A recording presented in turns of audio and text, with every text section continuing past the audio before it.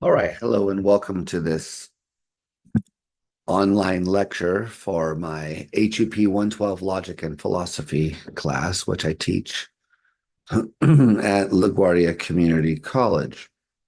So we have been discussing predicate logic in the class, and so this is a kind of introduction um, to predicate logic, going over the symbols and translations and some basics of how you might think about what we're doing in here. So what we have been doing so far is looking at propositional logic. And propositional logic is a logic with a lowercase l. So a lowercase l logic is just a formal language. And the formal language has a syntax and then a semantics. It has a set of symbols that you're allowed to use. In propositional logic, you have capital letters. Um, you have the connectives, the tilde, the horseshoe, the dot are the logical functions of conjunction, disjunction, negation, and material implication. So, okay, we've been talking all about that sort of stuff. Um, but you may remember for um, way back at the beginning of this class that we very briefly looked at categorical logic. And categorical logic was the logic of roughly stemming from Aristotle, which dealt primarily with sentences of the form all S R P, no S R P, some S R P, and some S R not P. So we briefly touched on this at the beginning of this class in sentences like all dogs are mammals, no snakes are mammals, some dogs are mammals, some snakes are not mammals. If we take S and P here, then S and P, what they stand for was what we said were categories of objects. So if you have S standing for the category of dogs and P standing for the category of mammals, then the sentence all S or P substituting dogs for S and mammals for P gives you the sentence all dogs are mammals. Okay. So then you could form arguments using these propositions. And we saw that some were valid and some were invalid. And we talked about counterexamples. And so just to refresh our memories about the things that we're sort of have discussed previously, or if you can go back and check a previous video in this series, if you did catch it. Okay. So, and there's a whole science of categorical logic, which was developed from Aristotle's time through the Middle Ages, where people study the various syllogisms that you could construct using these kinds of propositions and developed ways to test them for being valid and invalid and so forth and so on. So it's pretty clear that if what we wanted was to have a logical language to capture as many valid arguments as we could, then propositional logic is missing something because it can't make sense of arguments. Like, for example, if you said all dogs are mammals, but that was your first premise, and the second premise was that Fido is a dog, and the conclusion would be that Fido is a mammal. So it's pretty clear that if all dogs are mammals and if Fido is a dog, then Fido has to be a mammal. Okay, so this is a valid argument, but in propositional logic, it comes out that there's no way to represent an argument like this as being valid because each one of these things here is a proposition, which is distinct from the other propositions. So that we can see, even though intuitively we know this argument is valid, that propositional logic doesn't have a way to capture what is going on here. So predicate logic um, is going to come and introduce us to some symbols and techniques for thinking about arguments like these and others. So the first thing to kind of notice is that when you take the sentence Fido is a dog, and we recognize that this is kind of grammatically a subject predicate type of sentence, a simple sentence, as the grammar people call it. And we recognize that there's a kind of two components just grammatically. There's Fido, which is the subject, and then there's this being a dog, which is the predicate. So that's from not necessarily from logic, just from grammar school.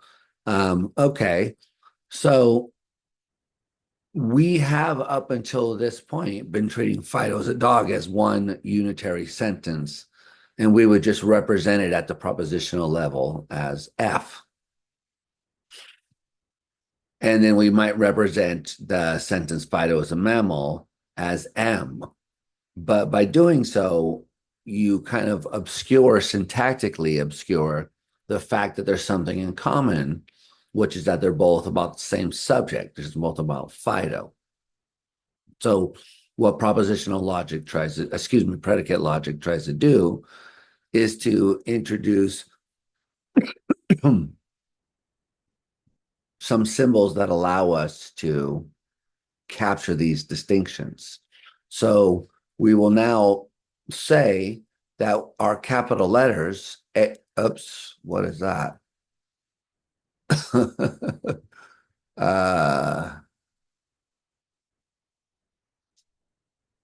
I really don't know why that happened. Okay. Um, green check marks. Okay, cool.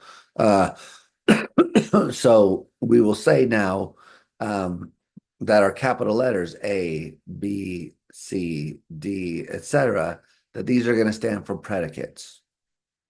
So predicates, you could think of in a kind of informal way, stand or express properties. So for example, over here, the predicate is a dog tells us, roughly speaking, grammatically, that there is some object X which has the property of being a dog.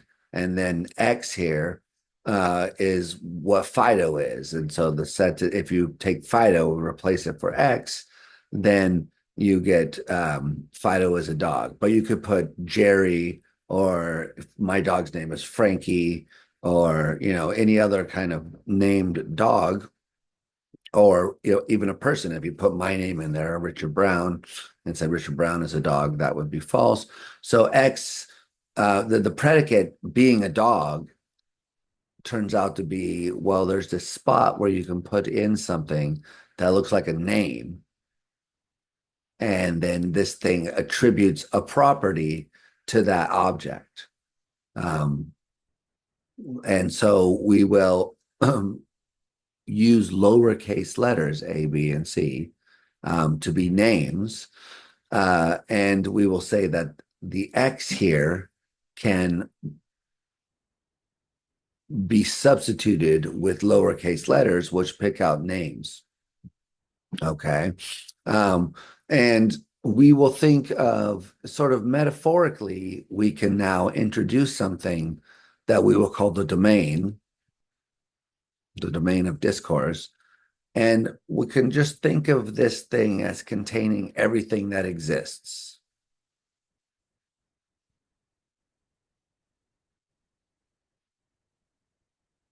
Okay, so just imagine. Now, this is what's called an unrestricted domain. And you can also restrict domains in various ways by saying take some subset of the things that exist. But we kind of imagine that there's just a bunch of things that exist in this world. And we want to assign a name to each one. So we might say that here's this thing right here, and we're going to call it Alice. And here's this other thing over here, and we're going to call this Bob. And we're just going to go through for each thing that exists and assign a name to it. That's technically called an interpretation. And now, when we want to form a proposition in our new language of predicate logic, we will have some domain in mind, and then we will interpret sentences like George is a plumber or George is a philosopher. We will take some predicate, like, for example, P, and we will say that this predicate can take names from the domain and then yield a well-formed formula that is then evaluable for being true or being false. So if the predicate is being a philosopher, and so if we have X is a philosopher, and we assign that to be have this structure right here, where this is read as X has the property expressed by P, and if P is being a philosopher, then this says X is a philosopher. So if you want to say Bob is a philosopher, then you take the name for Bob, which we will say is that, and then we would write that Bob is a philosopher. And more generally, technically speaking, you would read this arrangement right here as saying that the individual named by B has the property expressed by P. So that's thinking of these in terms of properties. You can also think of them in terms of functions, so that this P thing names a function which takes each name in the domain and then outputs a truth value of true or false. And so that's sort of what we're taking loosely to be what a property is that proper objects have properties. So if this P stands for being a philosopher and B stands for Bob, then it says Bob is a philosopher. And then we would want to know whether that's true or whether that's false. Okay, so depending on what the subject of the domain is. All right. Now, that's what we call a singular statement. Singular statements are statements about particular individuals. And the names that occur in these singular statements are always going to pick out some individual in the domain. So the way that classical logic is done is we don't have any names that lack reference.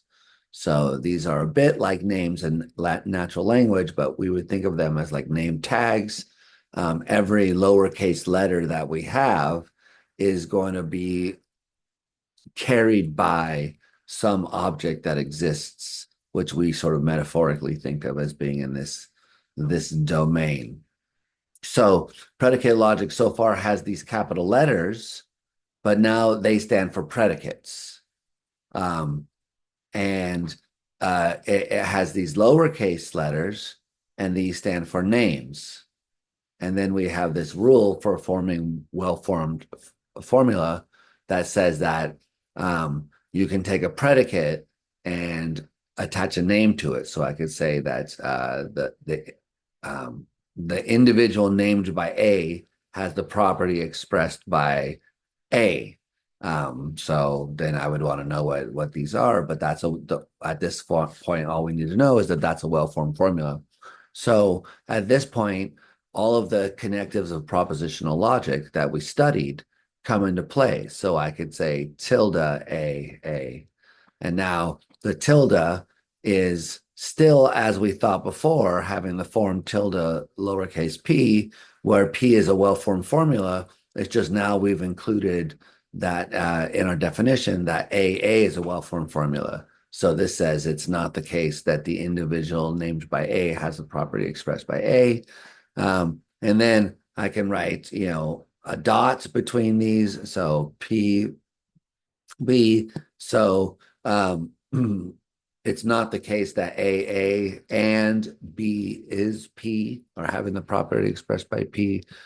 We can use horseshoes between them, et cetera, et cetera, et cetera, and all the stuff that we thought about these things in terms of um, truth values is still going to hold, so that when we think about the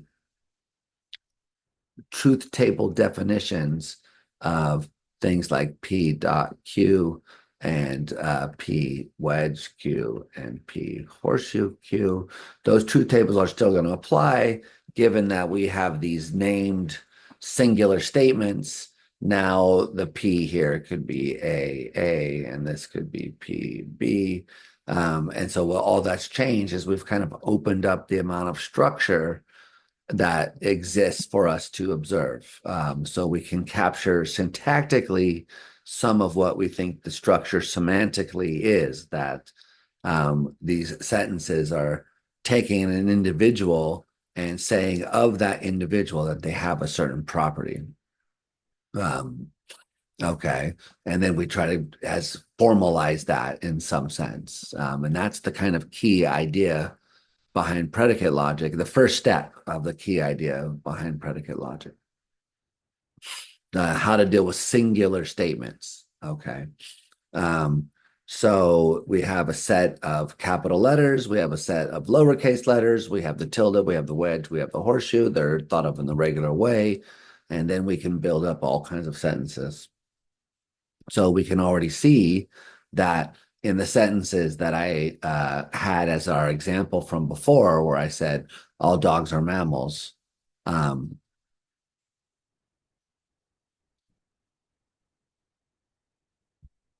and Fido is a dog, and the conclusion was that Fido is a mammal.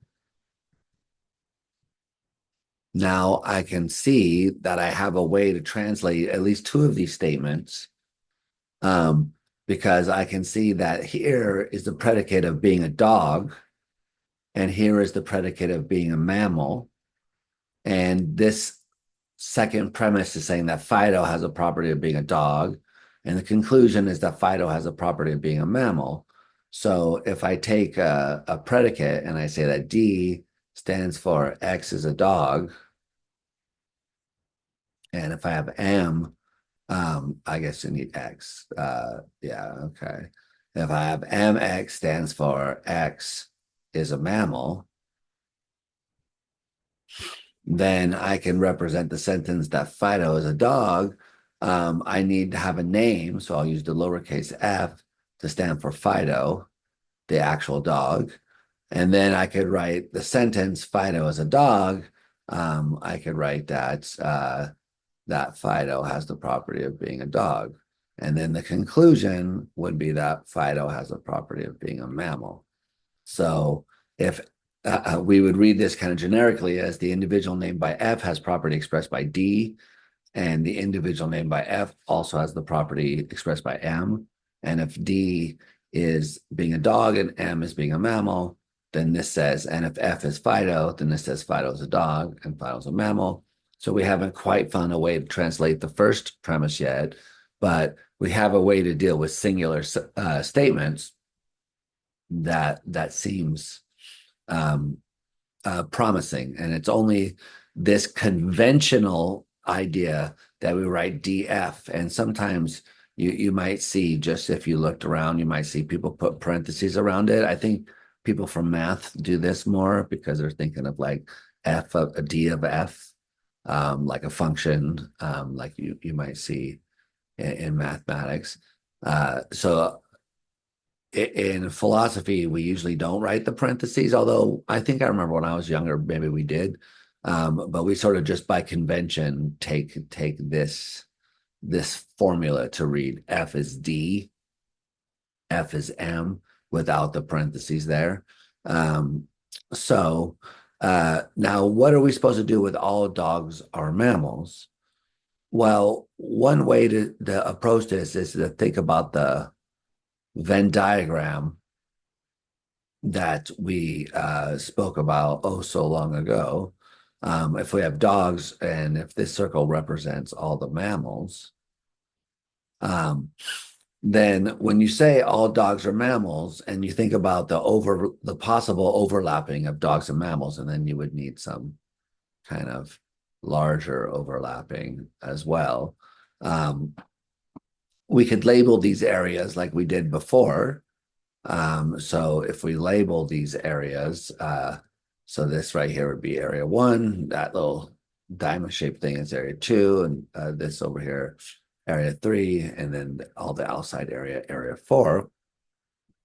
So if we think in terms of that, we've been thinking over here, and we think of the sentence, all dogs are mammals, we can think of it as intuitively saying as, well, if it is a dog, then it is a mammal. Okay. So if X is a dog, then X is a mammal. All right. Um, so let's use just as we've been doing, this is X is a dog, so I don't need to rewrite it. So now we can think about these various circles as now being expressed in terms of our propositional language. So area 1 would be the things which are not dogs and they're not mammals. So area 1 is the things, the dogs, which are not mammals. That's what that says. So we would write that as in area 1, dx, and also it's not mx. Okay. Area 2 would be the things which are dogs and mammals.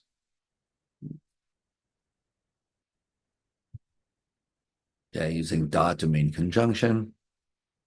Area 3 are the mammals which are not dogs. So those things are not dogs, but they are mammals. And area 4 is the area where they're neither dogs nor mammals. So they're not dogs, and also they're not mammals. Okay. So these are the 4 realms of possible space with respect to any 2 predicates, if you think about it, whatever, even if it were 2 other predicates, there would still be these four possible areas. So how would we want to translate the sentence like all dogs are mammals? Well, if we thought about it from our perspective of previously in the class, then when we looked at the Venn diagrams, what we said was we want the sentence all dogs are mammals is the one where this area 1 turns out to be empty, where area 1 doesn't exist. The things which are dogs and the things which are not mammals,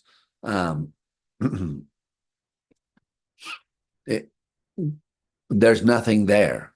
Okay, so we want that sentence to be false. And we want it to be the case that anything that's a dog is going to be in the mammal case over here. So we want that to be true because if all dogs are mammals, then all of the dog things should be in there. But we also want there to be things which are not dogs and also mammals because we know that there are cats and humans, which are also mammals and are not dogs. So area 3, this we want to be true. And of course, we want it to be true that there are things which are neither dogs nor mammals, like, for example, my computer or my iPhone. So we want something that has these this pattern of false, true, true, true, assigned to these things if we're thinking of this as our domain. Okay.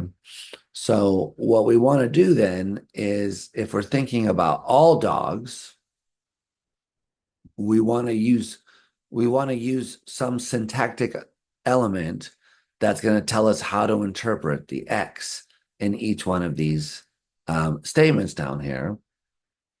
And we have two quantifiers.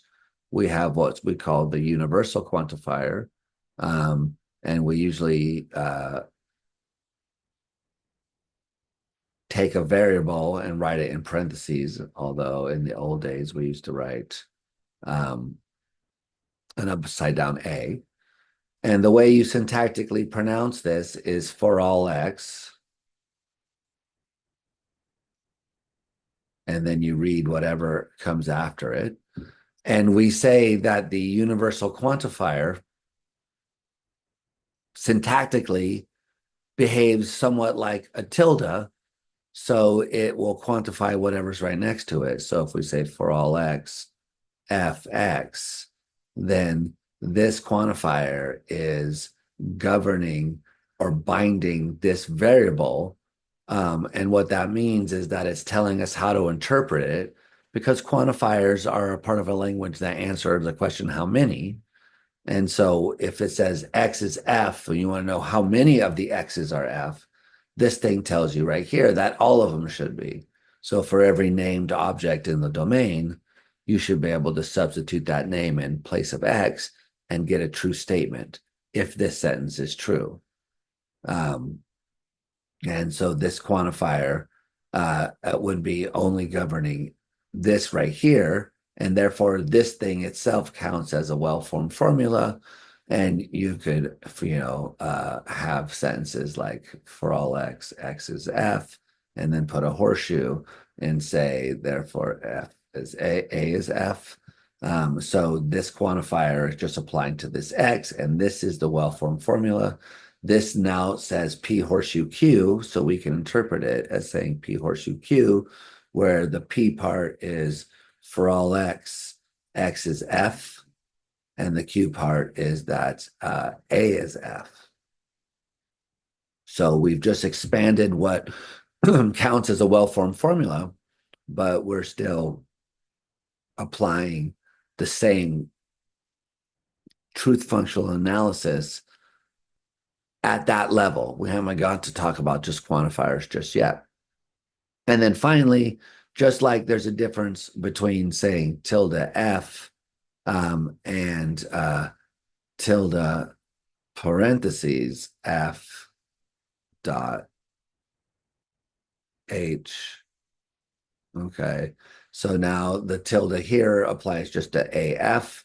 Over here, the tilde applies to FA dot HA, so that the parentheses give you the scope of the tilde. And the quantifiers have a similar kind of syntactic scope as well. So here it was pretty obvious that the scope was just over F. But you could also have the quantifier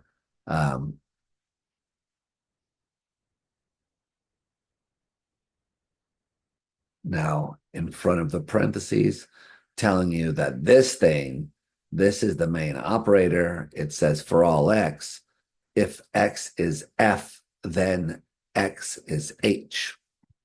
Okay, so that's how you would read a sentence like this.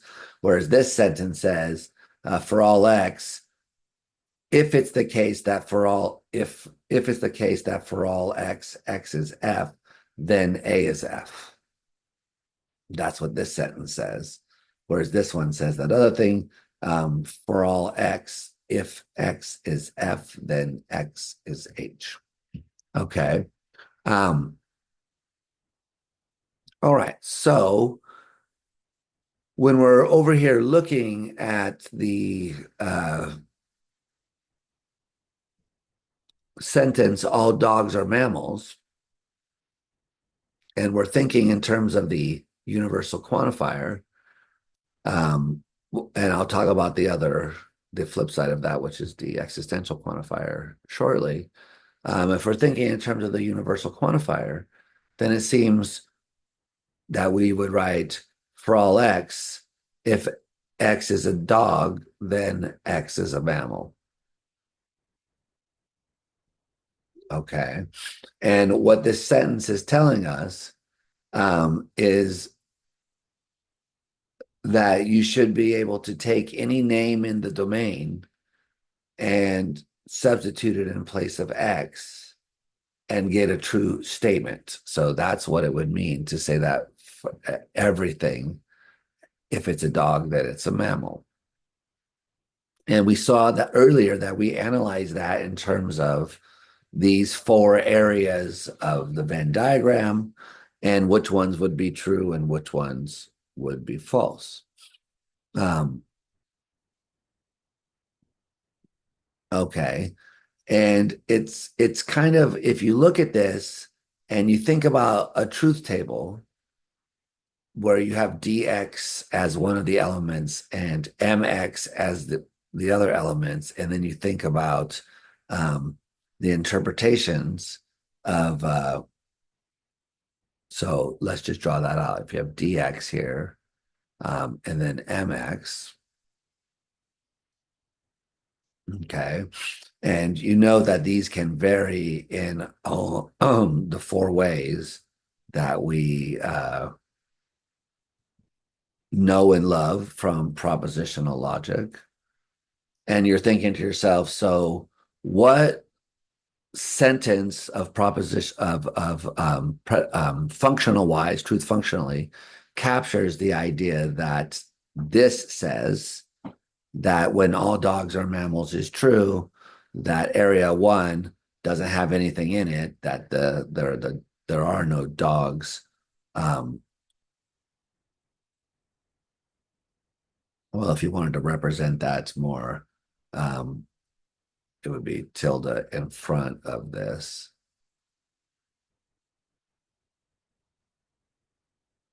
Okay.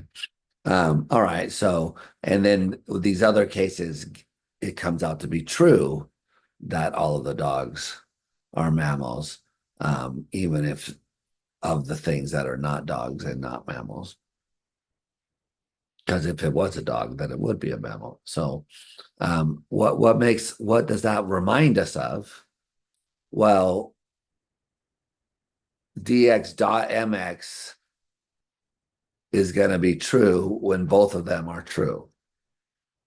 So that reminds us of the first line of the truth table up here. What about tilde d? Well, tilde means that d is false. So tilde d is here, and mx being true. That's supposed to be true. So it's looking like we're writing true over here. And when dx is true, but mx is false, which is what this first one says, we want that to be false. And when dx is false, but mx is true, we want that to be true. And when they're both false, we want that to be true. So when dx is false and mx is false. And if we look at this pattern right here, we'll recognize, hopefully, that this is the horseshoe between dx and mx. So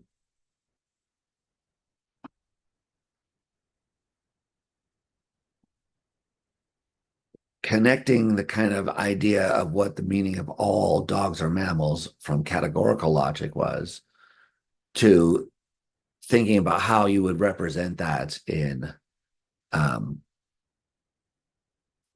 predicate logic leads us to thinking about the horseshoe. And notice what would happen if you mistakenly put a different operator there. So if you had for all x and then you wrote dx and mx. So if you use a dot instead of the horseshoe, then what is this sentence right here telling you? Well, with respect to the Venn diagram over here, oops. With respect to the Venn diagram over here, if dx dot mx is true, then we're going to have the area one where there's dx and not mx. We want that to come out false, right? That's good. So that would be similar to the way it was before. And when it's both of them, then we want that to come out to be true. Um, but what about, so that's good. So that matches this right here as well. But what about when D is false, but mammal is true? So what if the name picks out a cat and you say, of this cat, for example, the cat's named Cleo, then you say, if Cleo is a dog, then Cleo is a mammal. Well, Cleo's not a dog, so that's false. Cleo was a cat that we picked out. Um, but Cleo is a mammal. Okay. So with the horseshoe, that still comes out to be true because of the fact that Cleo lacks the property of being a dog.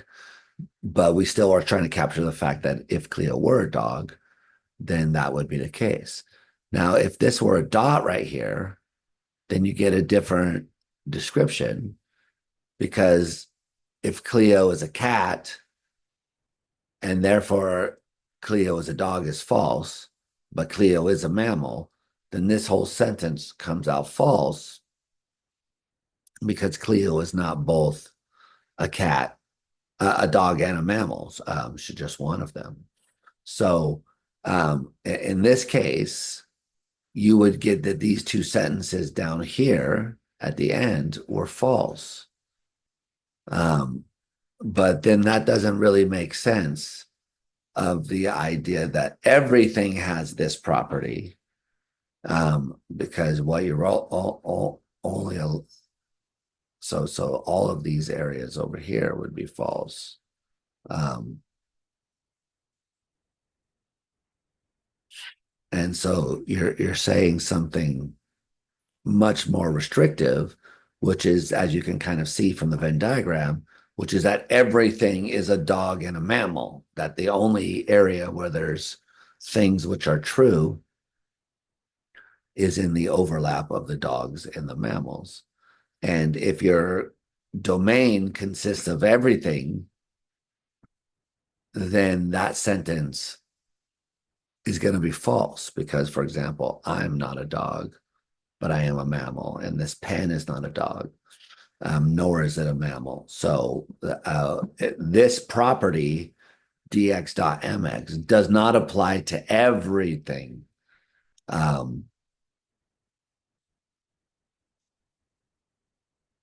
And therefore, if we wanted something that did apply to everything, that then what we would have to recognize is that the horseshoe is the way we would want to translate the universal quantifier. Um, so when we have our sentence, all dogs are mammals, now we could put this in place of it right here. We would have for all x, dx horseshoe mx. And if dx is being a dog and mx is being a mammal, and f is being Fido, then now we've translated the argument that we had before. For all x, if x is a dog, then x is a mammal. And the second premise says Fido is a dog, and the conclusion is Fido is a mammal. Now, we won't really spend too much time talking about the ways to prove that this is valid, but of course there would be at this point an introduction of both the semantics of these kinds of expressions, the quantifiers, and also the syntactic proof procedure elements of them. So we won't really say too much about this, but we'll sort of say what the general idea is supposed to be. So if we have our domain, and our domain, remember, we're unrestricting the domain. So the domain is just, it's a place where all the things which exist are contained, and they've all been assigned their names. So we have some interpretation of the domain. Okay. Um, And uh, we have the sentence that says for all X, if X is a dog, then X is a mammal. And what this sentence is saying is that every name has the following property, and the property is expressed in the parentheses right here, which is if X is D, then X is M.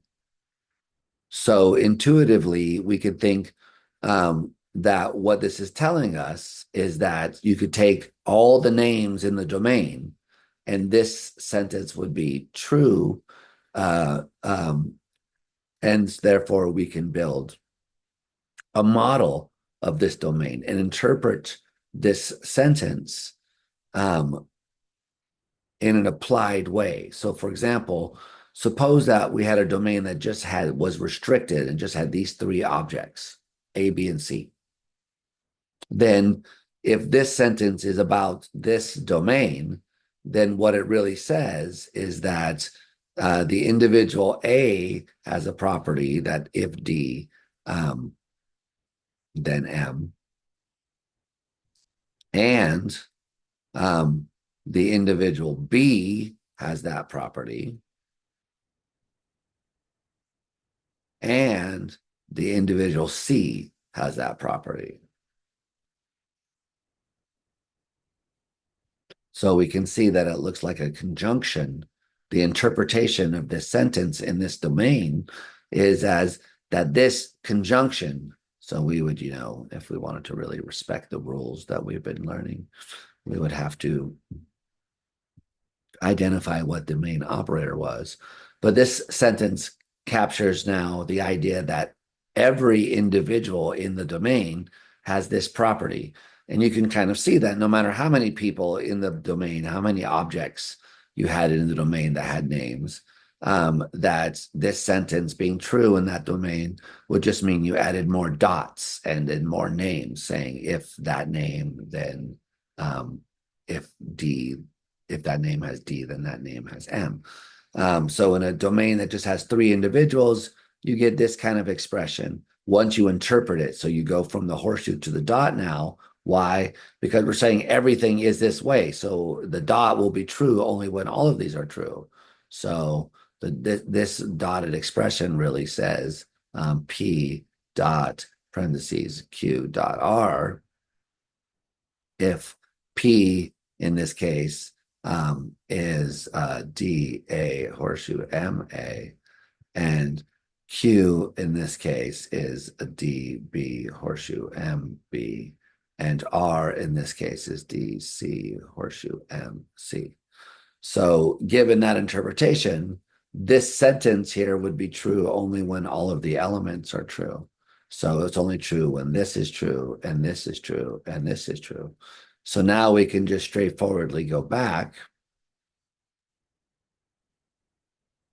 and we can ask of all the members of the domain, are you true or not of this? Is this sentence true of you or not? There could be a function that retrieves that sentence and evaluates it for being true or false.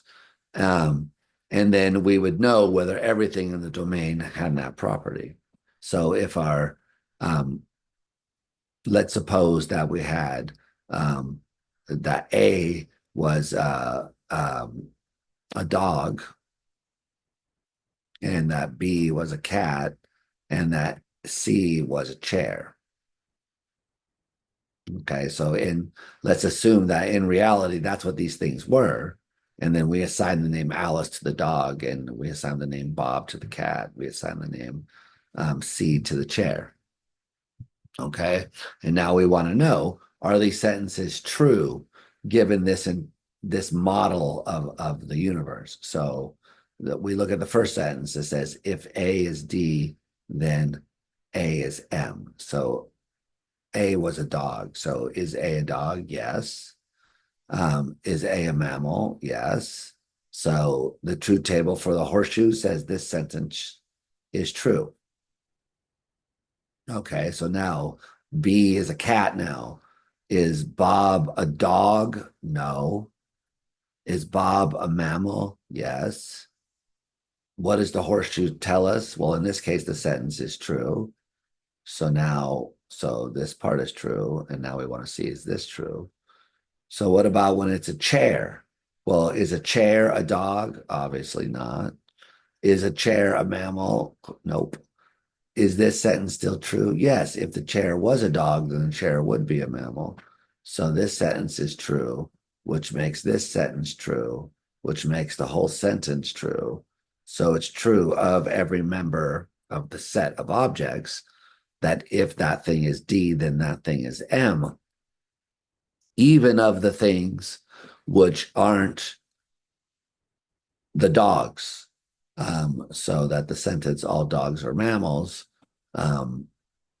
is going to be true in the case where the thing under the question is not a dog. So we can truly say that everything has this property. And that's one of the reasons why we use the horseshoe to translate these sentences, to capture the idea that when we say all dogs are mammals, we're really saying something quite general, which is if anything is a dog, then that thing is a mammal.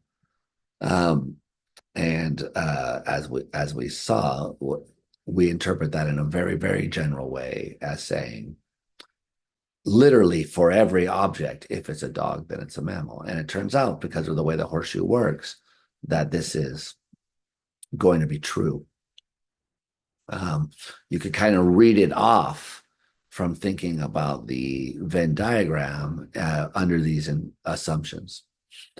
Now, so that's our sentence, all dogs are mammals. Now, suppose that you wanted to say that no dogs are mammals.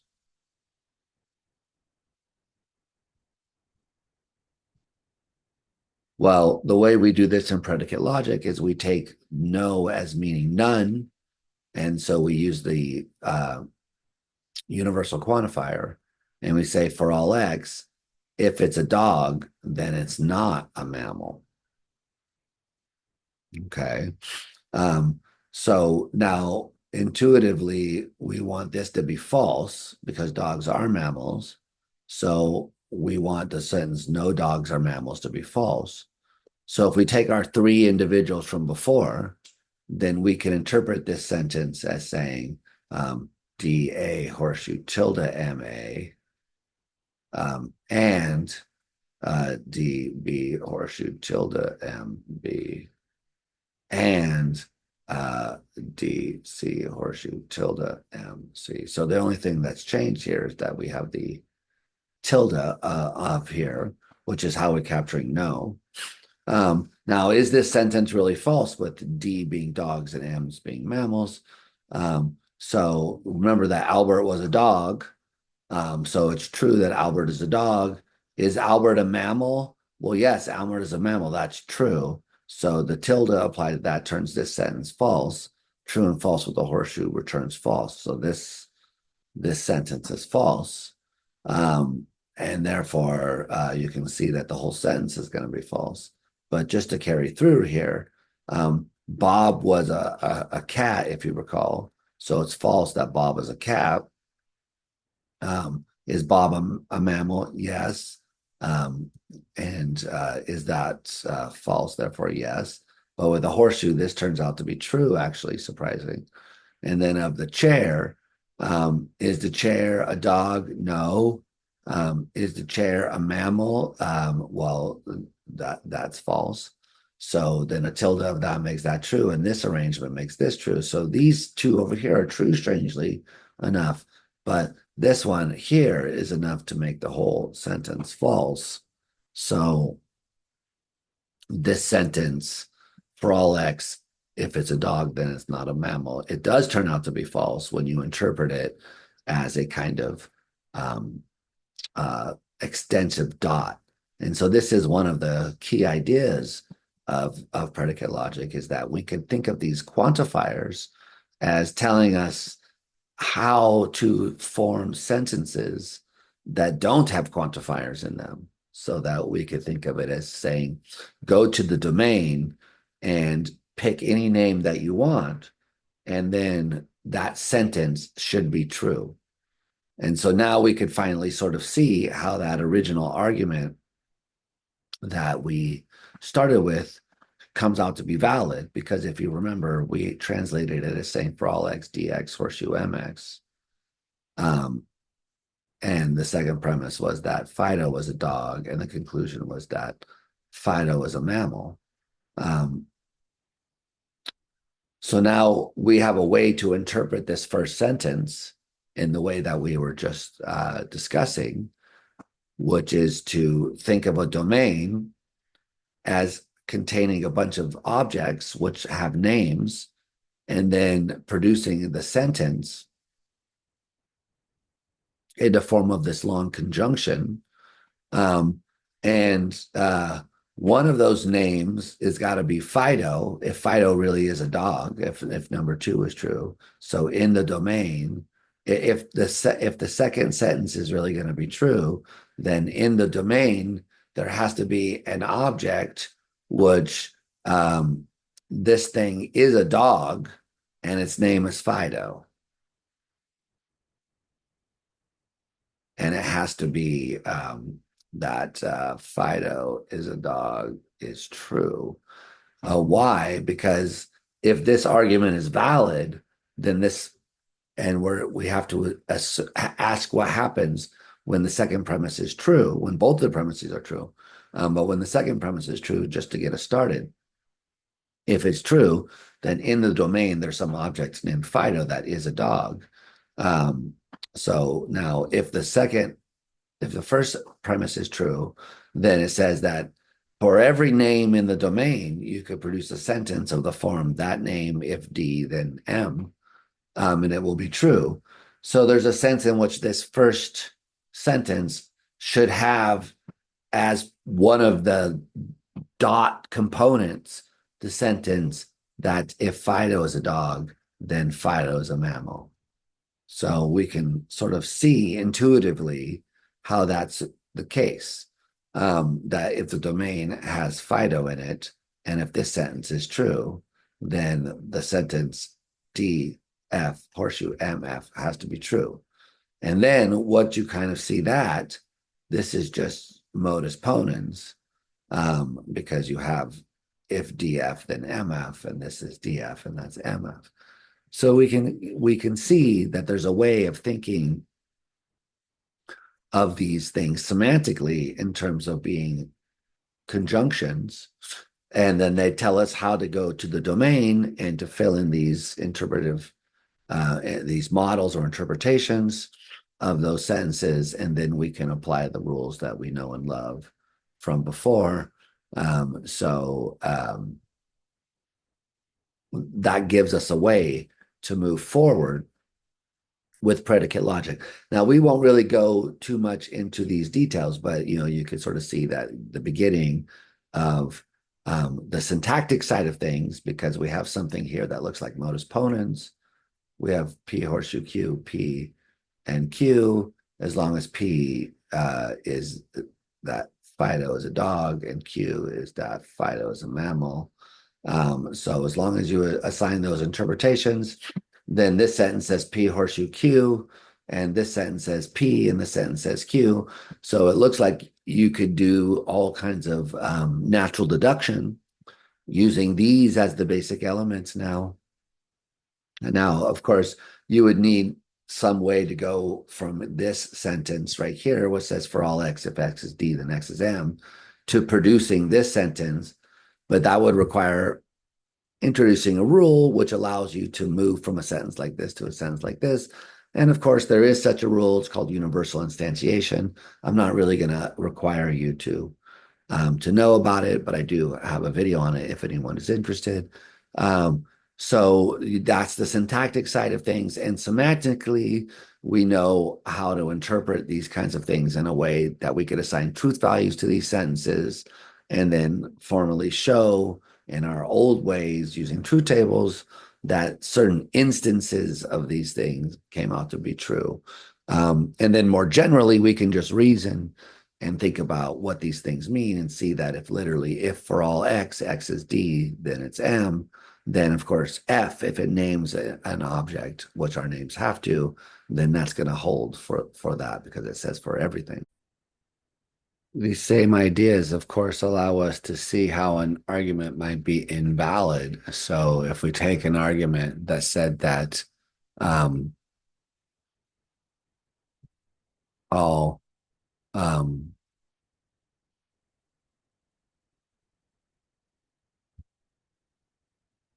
dogs are mammals, and if we said that all poodles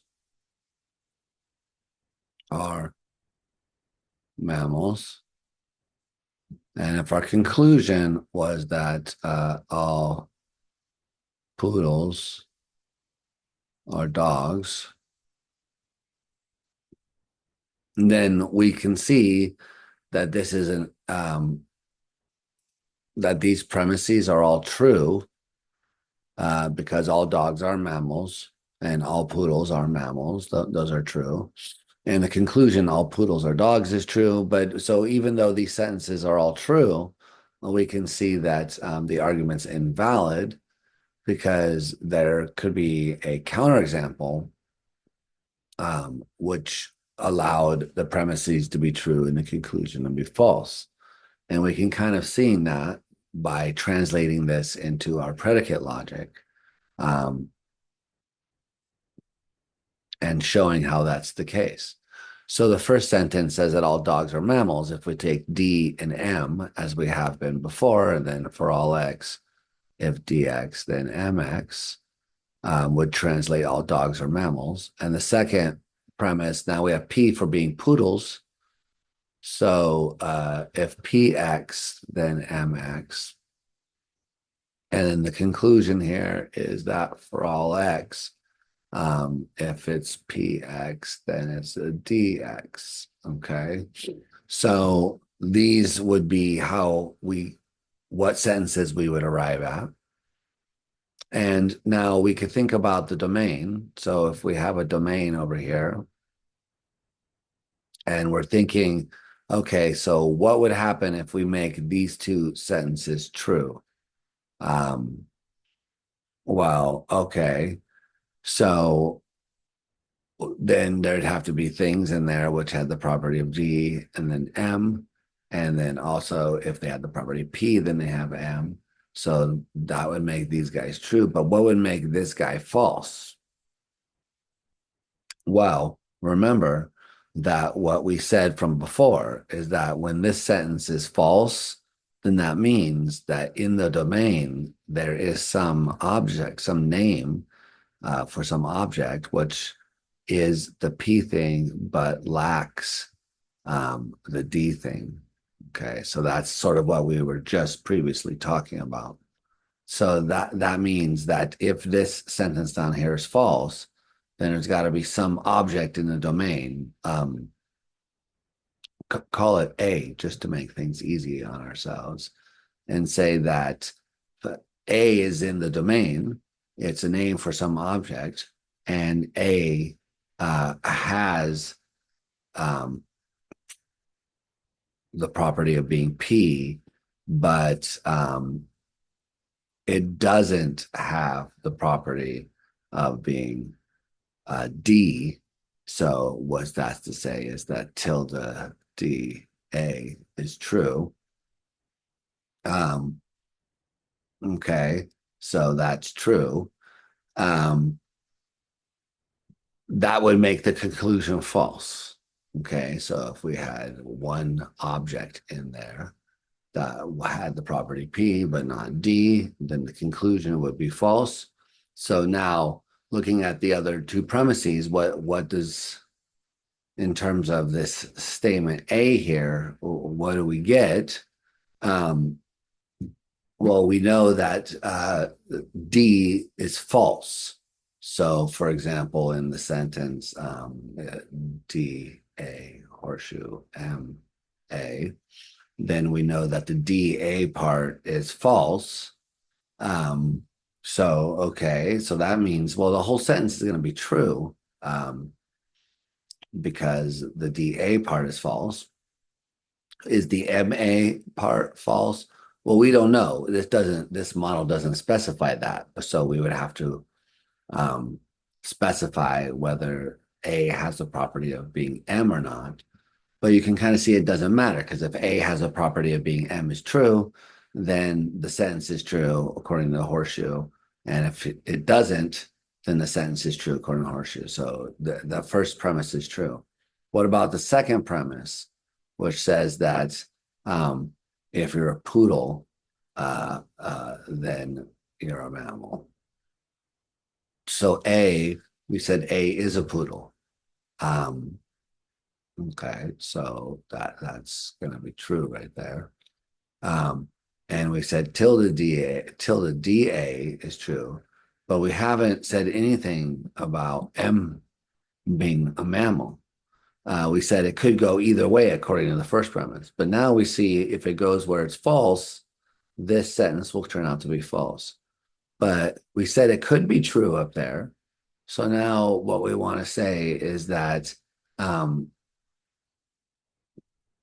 in our domain, there's an object, A, such that A is P returns true, and A is D returns false, and A is M returns true. And then that's going to make the first sentence true. It's going to make the second sentence true. And then the conclusion that that thing is A and I'm sorry, that PA horseshoe DA, that's going to be false in this case because PA is true and DA is false. So now we have a counterexample to the argument. We've shown that if our domain contains just one object, and if that object has the property of P, lacks the property of D, and also has the property of M, then this argument would be invalid. Now, what would that mean in terms of the predicates that we've talking about down here? What that would mean is that we have produced something which is a poodle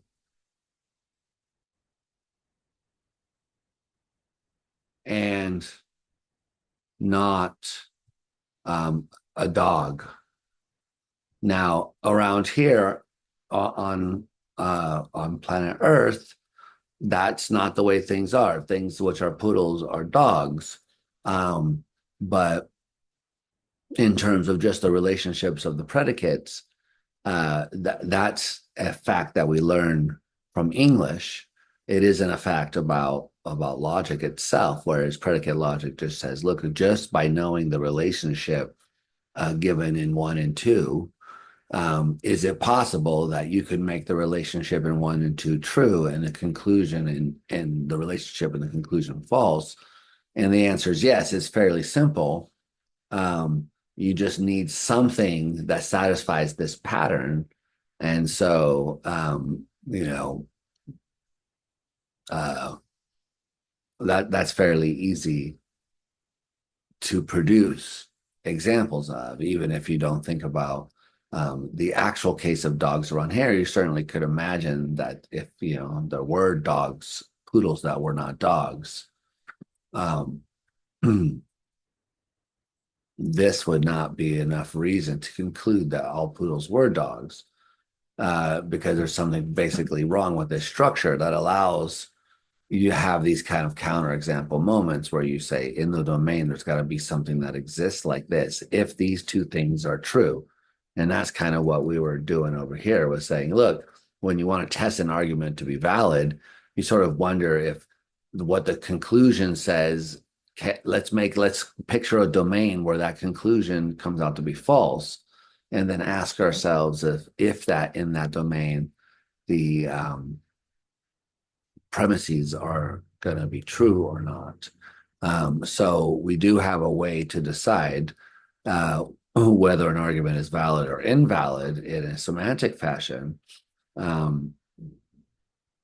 We have a syntactic procedure for proving that arguments are valid, but the way that we show that arguments are invalid is by showing there's an interpretation, a model, an assignment of the names in a domain, which make the sentences come out true, true, and false. And if the argument's valid, then there's no way to do that. If the argument's invalid, then there is a way to do that. It may require more than one individual, but you kind of start thinking in a sequential way, starting with the simplest case and then moving up. Because if you can prove it here, and then you go to the next step and say, okay, so what about when the domain has two members, A and B? Well, we know how to do that. Well, these sentences are going to be conjunctions. So instead of just DA horseshoe MA, we're going to have DA horseshoe MA dot DB horseshoe MB, and so on for each of these.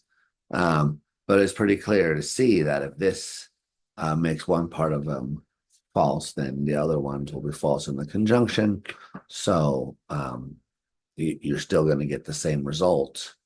So no matter how many you add, it may make it more complicated, but in principle, when you restrict a domain in this way, you're sort of saying, look, if this is true of everything, that it should be true in this simplified world too, because it's true of everything. So even this arbitrary set of things. And that gives you a way to sort of test whether an argument is valid using this procedure. So that's the how you deal with universal quantifiers. Now, on the other hand, we haven't introduced yet the existential quantifier. And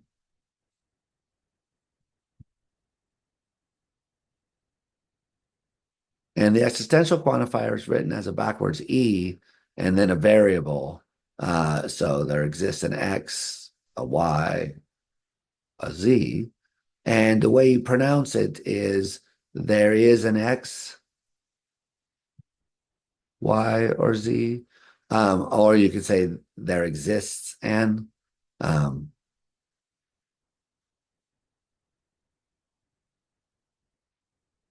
And then after this, you say such that, and then you read whatever's next to it. So these are usually put in parentheses. Sometimes you don't see them in parentheses. The book we're using, it does. It does enclose them in parentheses. So if I wanted to say that some dogs are mammals, and we remember from when we talked about categorical syllogisms that some were interpreting this to mean at least one. So the sentence, some dogs are mammals, is going to turn out to be true because at least one dog is a mammal, even though the sentence, some dogs are not mammals, is false. Okay, so some dogs are mammals is a true statement because at least one dog is a mammal, whereas some dogs are not mammals is a false statement because at least one dog is not a mammal is false. Okay, so when we have the words like some,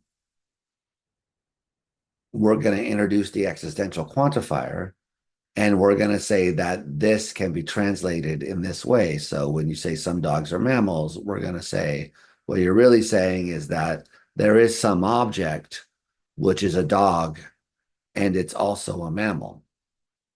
And so that gives us a way to think about how to translate sentences like this. If we have the same predicate dx and mx, then this sentence, some dogs are mammals, says there exists an X, which is both a dog and also a mammal. And now this tells us that the quantifier is governing both of these X's, and you're saying there is one thing in the domain, a name that you could put in place of X, and it would turn out to be true that it was a dog and a mammal. And so for the universal quantifier, we were thinking of that as a conjunction For the existential quantifier, we would think of that as a disjunction. So this is telling us you have the domain, um, and your domain, let's say, contains, so here's our domain. It has our objects A, B, and C that we give names to. And when you say there exists an X such that is a dog and a mammal, um, parentheses around this, sorry. Then if this is the domain, these are that, I'm meant to, strictly speaking, draw a lowercase. Okay. Then this sentence says that the object A is a dog and a mammal, or the object B is a dog and a mammal, or the object C is a dog and a mammal. And of course, we would need brackets in this case. So we can interpret this as a disjunction, and you could see that no matter how many names you had in the domain, it would just mean I'm adding more of these. That name has D and M statements connected by a wedge. Okay. So remember our assignment of truth values. We had A was a dog, Albert, B, Bob the cat, and C was a chair. So you look at this sentence, and now we want it to come out true that that some dogs are mammals. So let's look at how it would work in that specific interpretation. Well, is Albert a dog? We said yes. And is Albert a mammal? We said yes. So the existence of Albert the dog makes this first sentence true. And we could see that since everything else is connected by a wedge, as long as one part of it is true, the whole sentence is true. So we can already kind of tell that the sentence is true, even though we come over here and we see, is Bob a dog? No. Is Bob a mammal? Yes, but this is still false. And the chair is a dog? No. The chair is a mammal? No. So this is definitely false. So this whole part over here is false. But because one part of it is true, then the whole sentence is true. And that's kind of what the intuitive meaning of there exists an. It says if at least one. So here's our at least one case in our three universe restricted domain. And so the sentence comes out to be true. So now notice that when we use the existential quantifier, we have a dot. And we wouldn't say, for example, there exists an X such that if it's a dog, then it's a mammal, because that would give us the wrong result. And in particular, the wrong result would be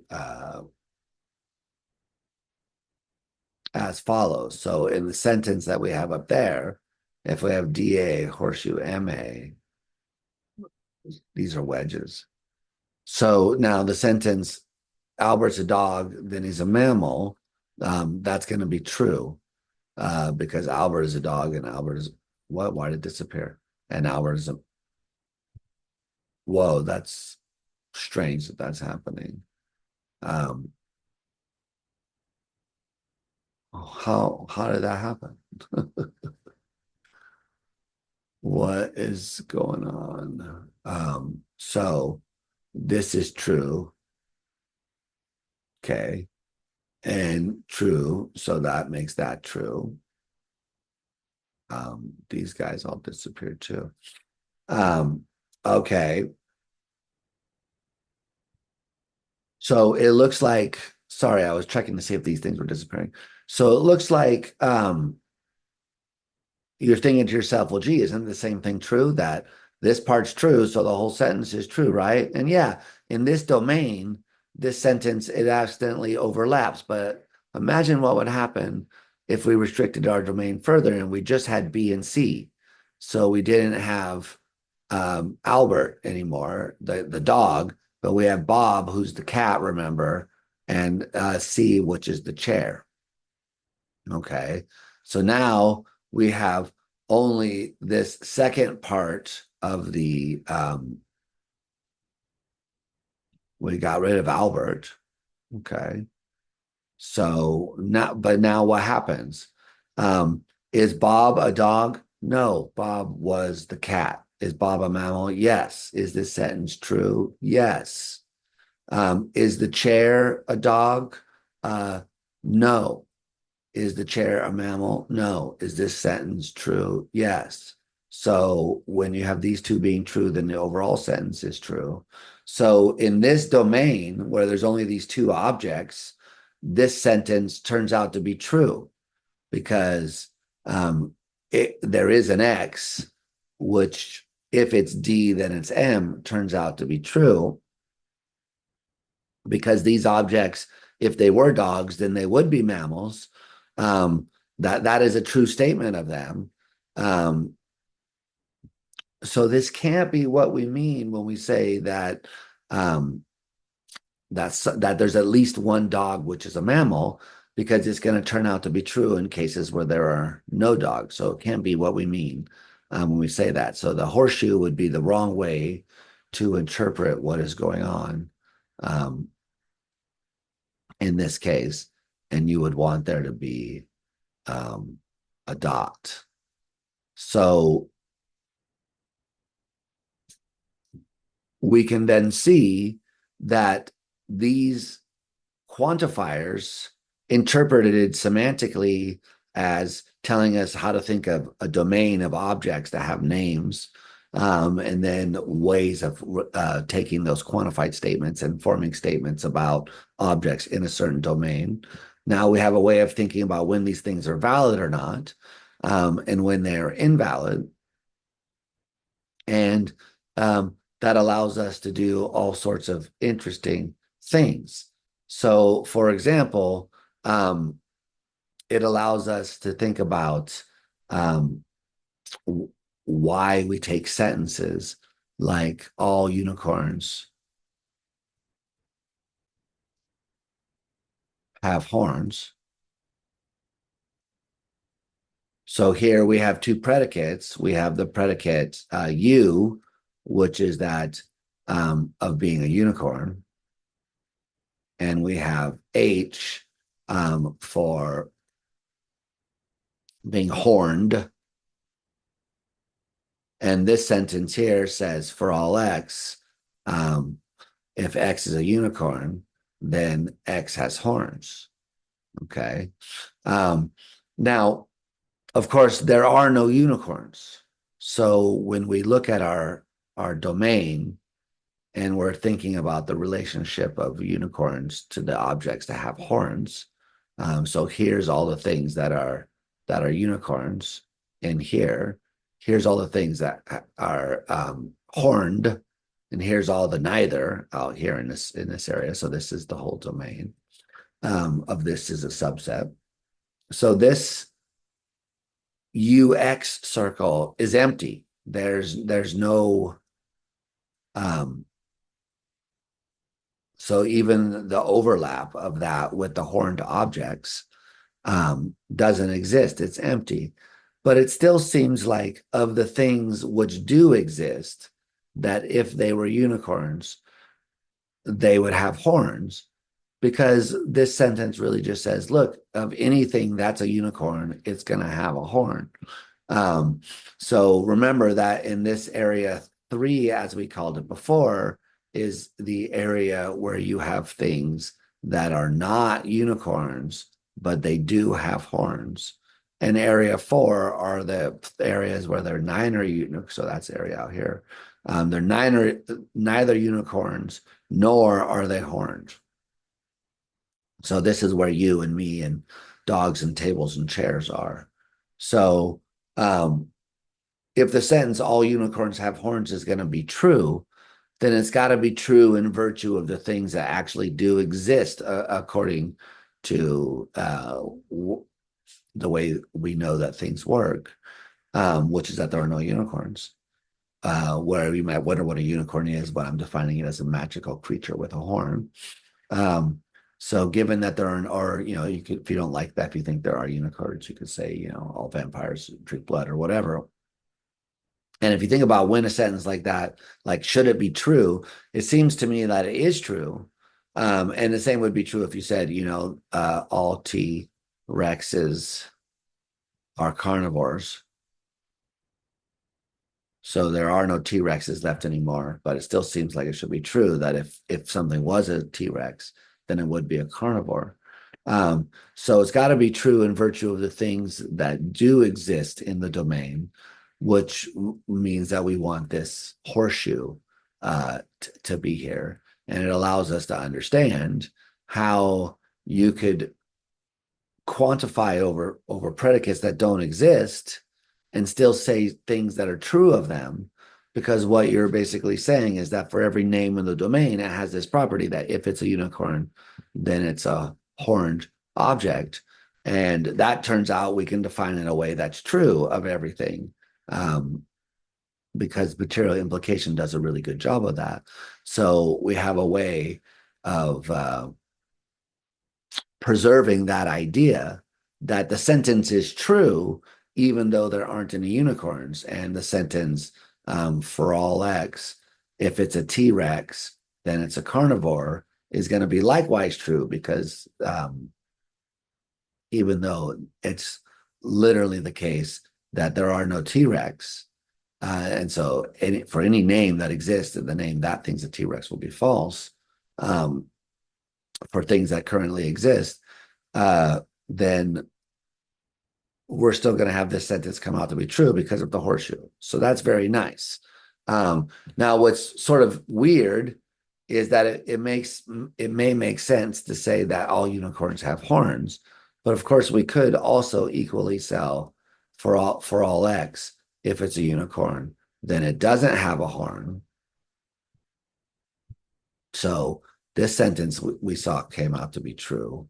So you would sort of think that this sentence should be false, but it turns out it doesn't have to be. And in fact, given our interpretation here, it turns out to be true for the same reason. So if there are no unicorns, so for every named object, X is a unicorn, that's going to be false. Then it doesn't matter whether it has a horn or not. So if it does have a horn, then that's going to be false, which makes it true. And if it doesn't have a horn, that's going to be true, which still makes it true, because this is going to be that way. So this sentence is going to be true as well for everything in the domain. And that is a bit weird to say that for all X, if it's a unicorn, then it has a horn, that's true. But it's also true that for all X, if X is a unicorn, then it doesn't have a horn. And it's true for the same reason, namely that there are no unicorns. Because they don't exist. So now, what are we supposed to say about the T-Rex case? Here, you might take different options. So one is to say, well, look, in the domain, we can include things that existed, and say T-Rexes exist in some sort of timeless sense or something like that. And then we could still say that, assign a name to this object and say it's a T-Rex, like Bob. So they did exist at one point on Earth, so it's different than unicorns in that case. You could kind of expand the domain. Other people think you can't do that, and this gets into interesting questions about how you deal with things in the respect of time. And then so other people think you need a different kind of logic called tense logic, which deals with sentence like T-Rexes were carnivores. So there are kind of different ways you could go there. But either way, this is the traditional interpretation of these sentences, so that saying all unicorns have horns and no unicorns have horns both come out to be true.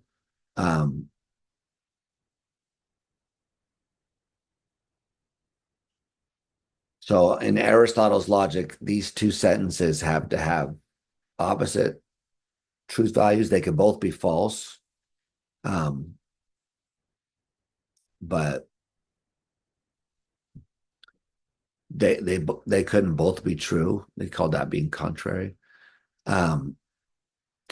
So it's not that way in the way that modern logic treats these quantifiers. because the all sentence and the no sentence can both come out to be um, true. But what is still preserved is the idea of what's contradictory. So for all x, if ux, then hx, put the contradiction to this statement, then it would be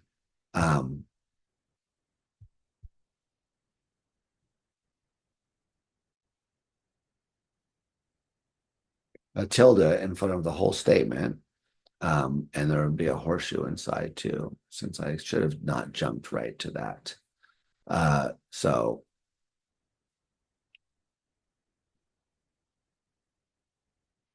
if you wanted to say not everything was this way, then this is how you would say it. It says, it is not the case that for all x, if ux, then hx. So this sentence right here, if you think about what it's saying in the domain, is that you're going to find names that are in your domain, and when you try to substitute them in place of x in this sentence over here, that none of them will that at least you will find some in there that make this sentence come out to be false. Because if it's not the case that all of them do it, then what you're saying is that it's at least the case that there's some in there that should make this false. And that allows us to see that there's a connection between this and saying that there should be some name which we could find, which will show us that this is not the case. Okay, so this is the existential quantifier. And what this tells us is that if it's false, that for all x, if ux, then hx, then there should be some name we could find. There should be some object in the domain, which shows us that it doesn't have this property. Okay, so that it's not the case that if they're a unicorn, then they're a horse. Horned. Sorry. So now this expression over here, that it's not the case that if your x is u, then x is h. That expression we could show was truth functionally equivalent to the expression that u and not h. So if you want to know how you got to this,